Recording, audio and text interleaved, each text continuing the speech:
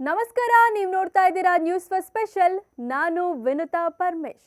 ಪುಷ್ಪ 2 release ಕ್ರೇಜ್ನಲ್ಲಿರೋ icon star ಅಲ್ಲು ಅರ್ಜುನ್ಗೆ ಆಂಧ್ರ ಪ್ರದೇಶ ಪೊಲೀಸರು big shock ಕೊಟ್ಟಿದ್ದಾರೆ.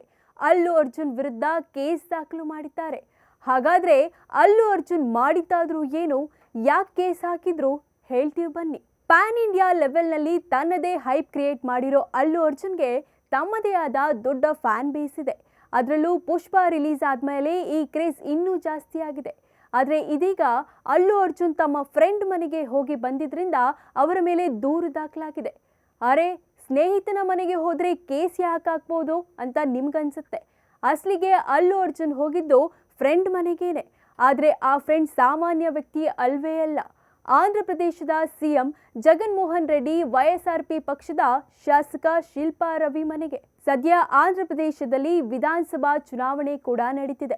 ಈ ಚುನಾವಣಾ ಪ್ರಚಾರಕ್ಕೆ ಅಲ್ಲು ಅರ್ಜುನ್ ಧುಮುಕಿದ್ರು. ಆದರೆ ಅವರು ಪ್ರಚಾರಕ್ಕೆ ಹೋಗಿದ್ದೇ ಈಗ ಸಂಕಷ್ಟ ತಂದಿಟ್ಟಿದೆ.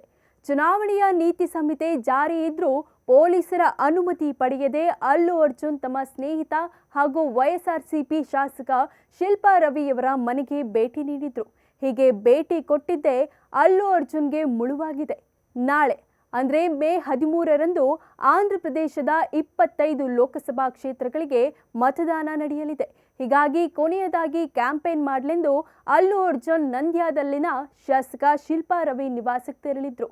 ಈ ವೇಳೆ ಭಾರೀ ಮಟ್ಟದಲ್ಲಿ ಅಭಿಮಾನಿಗಳು ಸೇರಿದ್ರು. ಇದರಿಂದ ಸಾಮಾನ್ಯ ಜನರಿಗೆ ತೀವ್ರ ತೊಂದರೆಯಾಗಿತ್ತು. ಅಲ್ಲದೆ ಟ್ರಾಫಿಕ್ ಆಗಿದ್ರಿಂದ ಸಾರ್ವಜನಿಕರು ಪರದಾಡಿದ್ರು. ವಿತೌಟ್ ಪರ್ಮಿಷನ್ ತೆರಳಿದ್ರಿಂದ 2 ಟೌನ್ ಪೊಲೀಸ್ ಠಾಣೆಯಲ್ಲಿ ಅಲ್ಲು ಅರ್ಜುನ್ ವಿರುದ್ಧ ದೂರು ದಾಖಲಾಗಿದೆ.